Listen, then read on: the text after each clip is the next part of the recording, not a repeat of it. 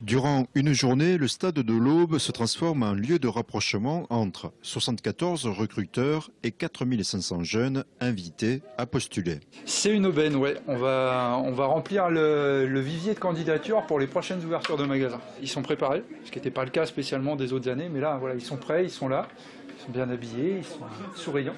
Thomas, bonjour. Bonjour. Ah oui, on va passer à la télé. Je viens voir ce que vous me proposez éventuellement comme poste éventuel.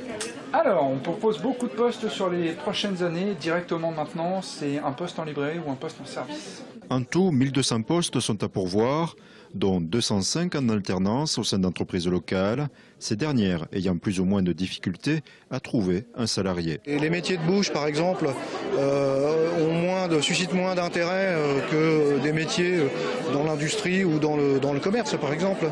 Si à la mi-journée, près de 1200 jeunes ont suivi un entretien, décrocher un contrat reste difficile. Il n'y a pas de place, il n'y a plus rien en boulangerie à l'heure actuelle.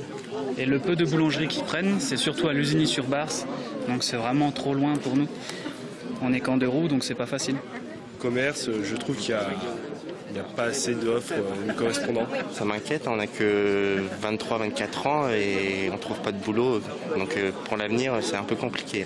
J'ai envie de travailler, grandir, faire ma vie, voilà quoi, faire plein de choses. Pour l'instant, je cherche et voilà quoi, je reste positive.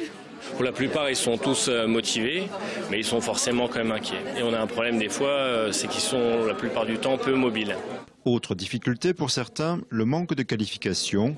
Dès le mois de novembre, la mise en œuvre des emplois d'avenir devrait faciliter leur recrutement. L'emploi à venir vise à leur donner un travail,